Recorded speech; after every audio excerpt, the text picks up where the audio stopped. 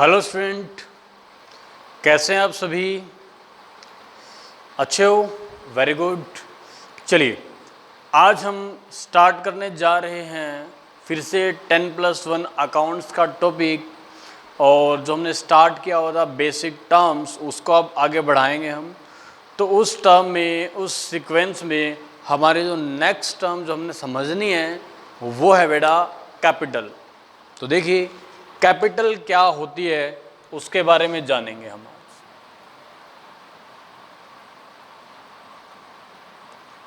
Capital,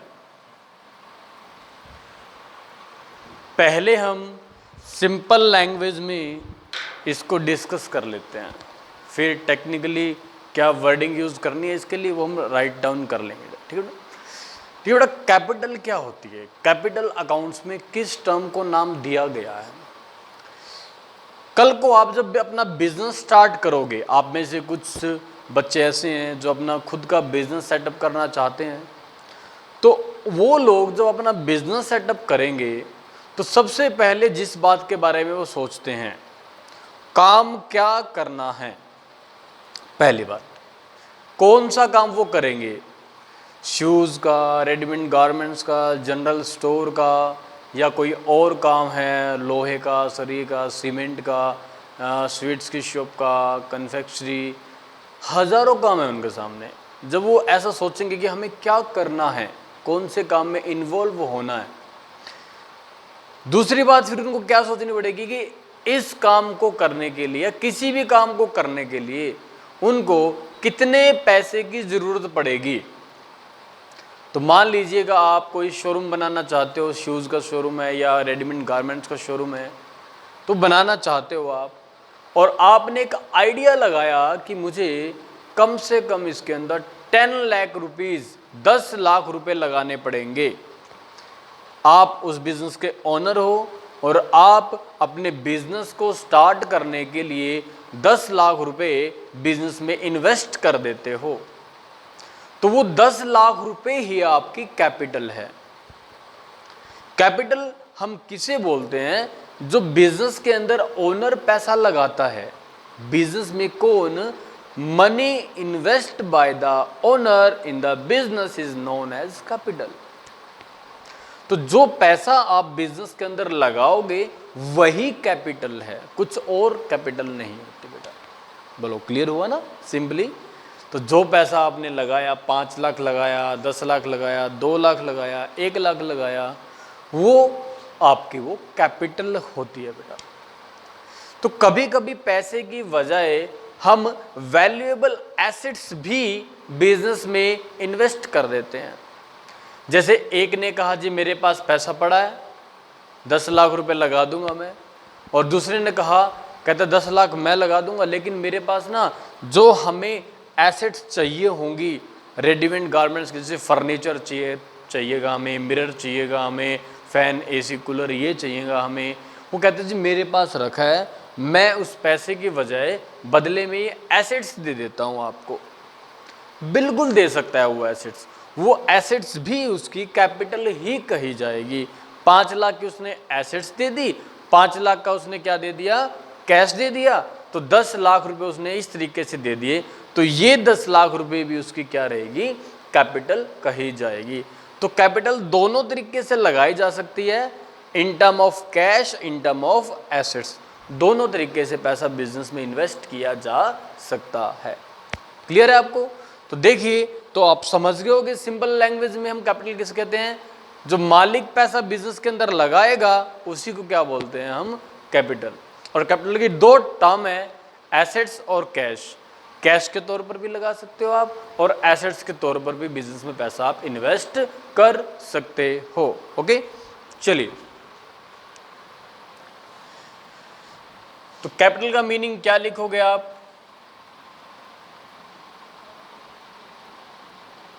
money और assets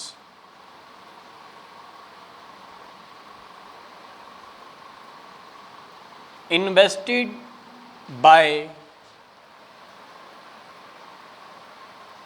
owner in the business is known as capital, known as money और asset जो हम लगाएंगे बिजनेस के अंदर वो हमारी क्या होगी, कैपिटल होगी बेटा। ठीक है। सो जैसे मान लीजिएगा example, Ram invest 10 lakh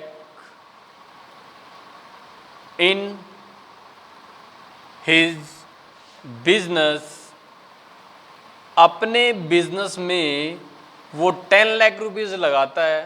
so these 10 lakh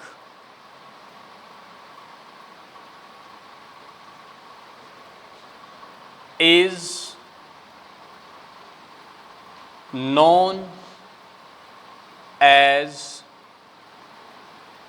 Ram capital.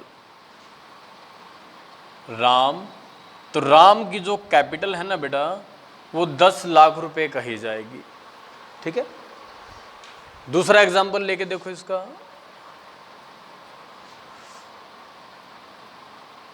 Ram invest rupees 10 lakh in cash and rupees 5 lakh in terms of assets. Ram ने क्या किया, दूसरे एग्जांपल में 10 लाख रुपए तो कैश लगा दिया और 5 लाख रुपए की एसेट्स, फर्नीचर वगैरह है वो लगा दिया। तो अगर हम इसमें राम की कैपिटल की बात करें दूसरे एग्जांपल में, तो राम कैपिटल्स कितनी होगी, एसेट्स और कैश दोनों को ऐड कर दो आप, टोटल जो अमाउंट आएगी वो राम की कैपिटल आएगी जो कि आएगी 15 लाख। 15 लाख रुपए राम की कैपिटल कही जाएगी। तो कैपिटल दोनों तरीके से लगाई जा सकती है, किसके तौर पर भी, कैश के तौर पर भी और एसेट्स के तौर पर भी। क्लियर। चलिए अब हमने 3 चीजें अभी तक पढ़ी हैं, एसेट्स पढ़ी हैं हमने लायबिलिटीज पढ़ी है और हमने कैपिटल पढ़ी है बेटा।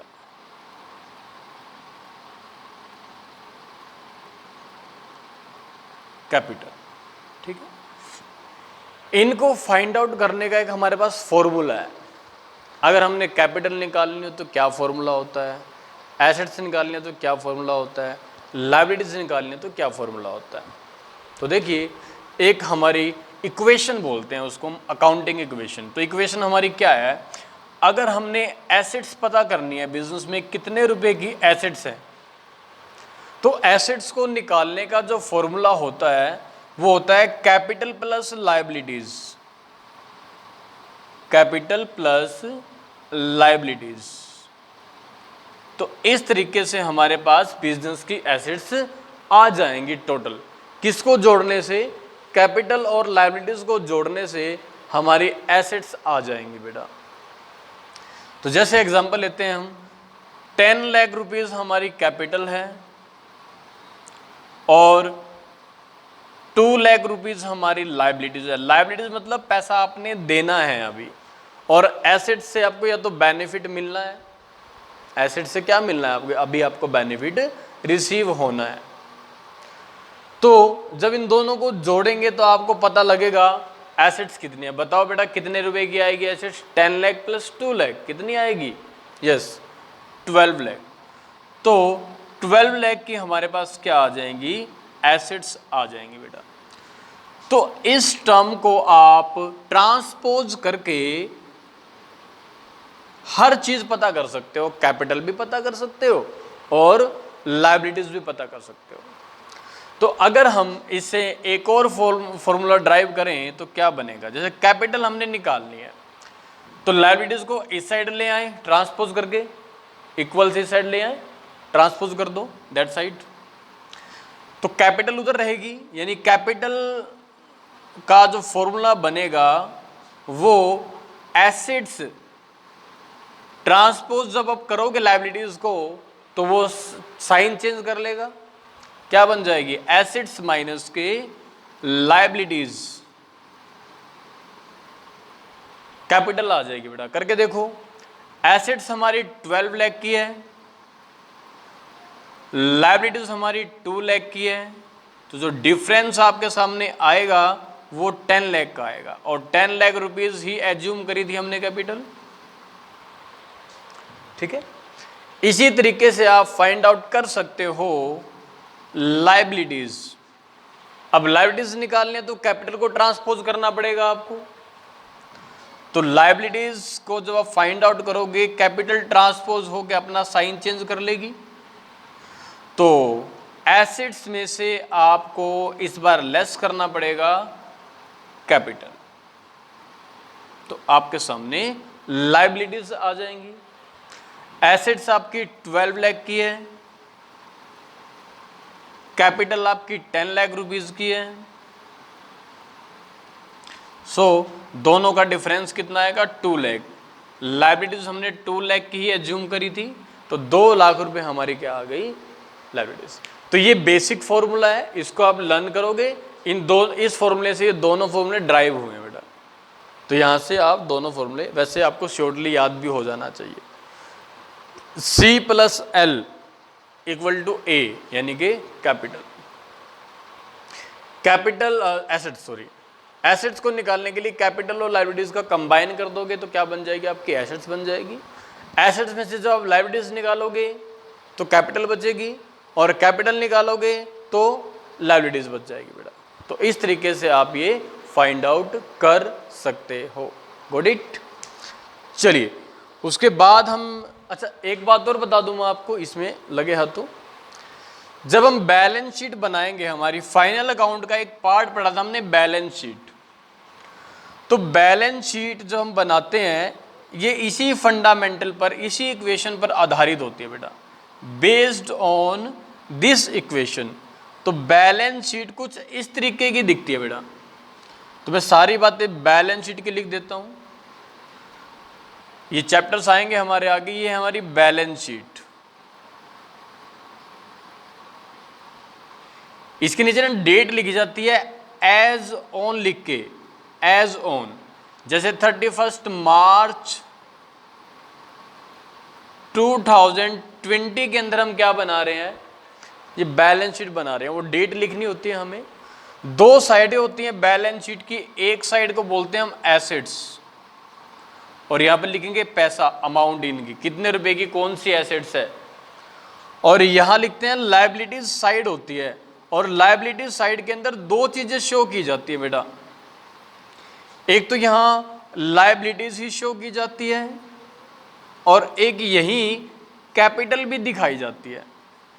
कैपिटल और लायबिलिटीज की दोनों की एक साइड होती है, क्योंकि दोनों ऐड करने होते हैं हमने, तो दोनों एक ही से साइड में, एक ही डायरेक्शन में दिखाए जाते हैं बेटा। सो यहां हम देखें तो लायबिलिटीज हमने 2 लाख की ली हुई है, कैपिटल हमने 10 लाख रुपीज की ली हुई है, और एसेट्स का हमें नाम नहीं पता कितनी है, कौन सी है हमारे पास, तो हम यहाँ पे सन्ड्री एसेट लिख देते हैं। सन्ड्री मतलब अलग अलग एसेट्स, तो सन्ड्रीज एसेट्स जो हमारे पास होंगी वो है 12 लाख की बेटा। साइडें हमेशा बैलेंस शीट की इक्वल ही रहेंगी आपकी, अगर साइडें इक्वल नहीं आती तो आपके क्वेश्चन में कहीं ना कहीं मिस्टेक है, आपको चेकआउट करना पड़ेगा कि वो मिस्टेक आपकी कहाँ पर है। तो ये बैलेंस शीट इस तरीके से आप आगे भी बनाओगे, डिटेल्स के साथ बनाओगे, क्योंकि आपने बहुत सारी लायबिलिटीज़ पढ़ी हैं, बहुत सारी एसेट्स पढ़ी हैं, करंट एसेट्स पढ़ी हैं आपने, फिक्स एसेट्स पढ़ी हैं आपने, टेंजिबल इंटेंजिबल पढ़ी हैं आपने, है ना, तो वो सारी लिस्ट यहाँ आती है। इन शॉर्ट हमने सन्ड्री एसेट्स लिख दिए, इनको साइडें बराबर होती हैं हमेशा। तो अभी से बातें सीखने लग जाओगे, आगे आपको बेनिफिट देके जाएंगे बेटा। क्लियर। चलिए इसके बाद नेक्स्ट टर्म पे शिफ्ट हो जाएंगे हम, और नेक्स्ट टर्म है हमारे पास एक्सपेंस।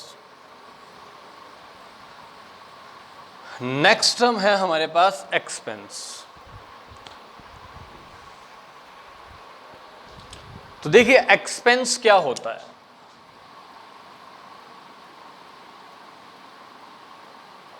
एक्सपेंसेस, पहले सिंपली समझ लेते हैं क्या होता है एक्सपेंस। एक्सपेंस मीन्स पेमेंट जो आपने करी है उसका बेनिफिट आप ले चुके हो, उसका बेनिफिट आपको मिल चुका है, तभी वो पेमेंट एक्सपेंस में कन्वर्ट होगी। अगर बेनिफिट मिलना है आपको अभी फ्यूचर में तो वो आपकी एसेट्स बन जाएगी। एक्सपेंस का मतलब है आपके हाथ से पैसा जाएगा, है तो ये कोई ना कोई पेमेंट, है तो ये आपकी पेमेंट। अगर उस पेमेंट से आपको बेनिफिट मिल चुका है, उस पेमेंट से आपको बेनिफिट मिल चुका है तो वो पेमेंट आपकी बन जाएगी एक्सपेंस। और अगर उस पेमेंट का बेनिफिट आपको फ्यूचर में मिलना है तो वो बन जाएगी आपकी एसेट्स। जब एसेट्स का टॉपिक डिस्कस किया था तो हमने थोड़ा बहुत ये बात वहां भी डिस्कस करी थी। तो बड़ी अच्छी बात बता रहा हूं मैं आप लोगों को, इसमें फोकस करना है बेटा आपने। देखिए पेमेंट का अगर आपको बेनिफिट क्या हो गया है, रिसीव्ड हो गया है, बेनिफिट आपको मिल चुका है, आपको बेनिफिट, तो वो क्या बन जाएगी, उसको आप कह सकते हो expense.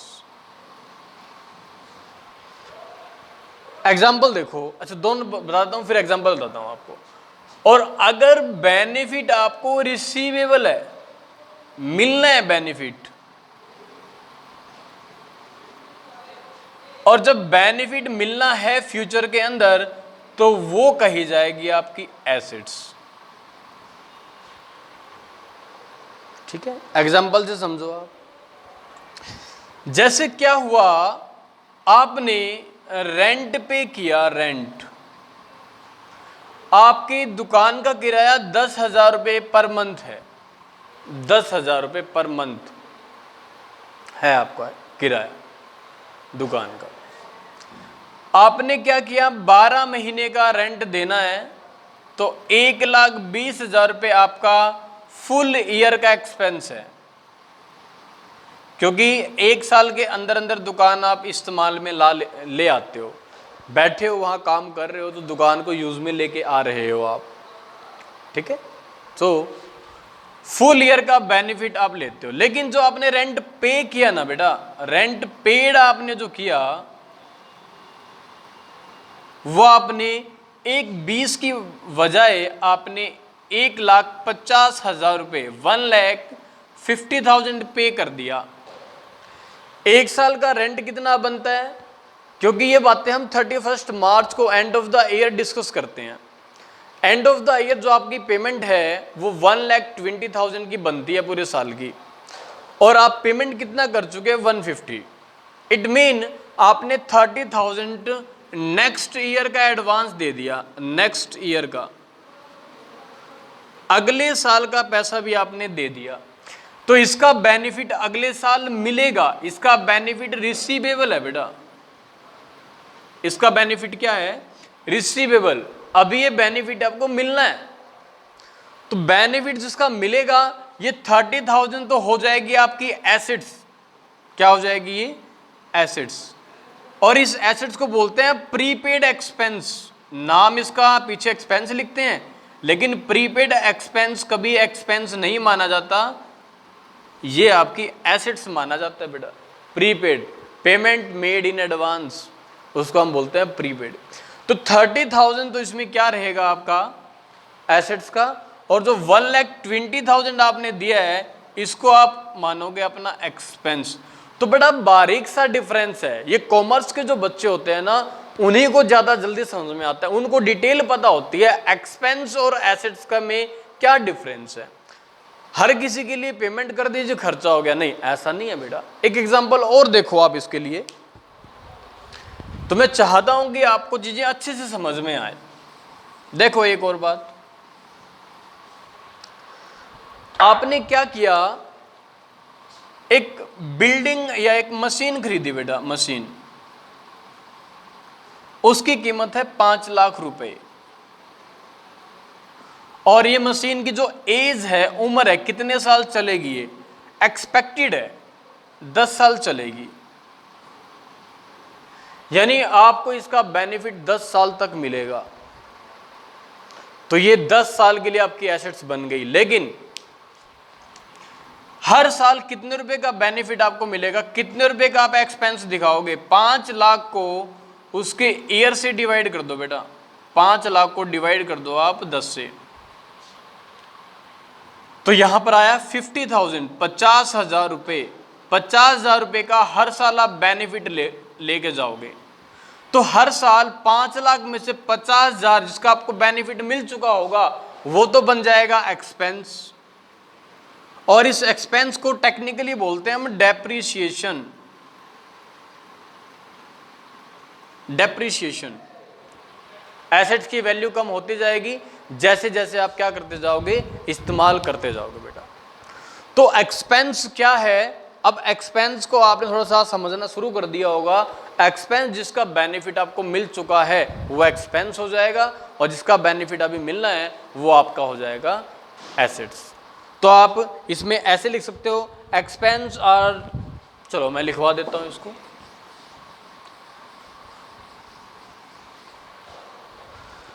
expense are those cost,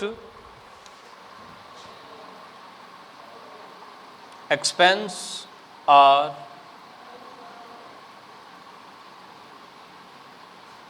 those cost which help to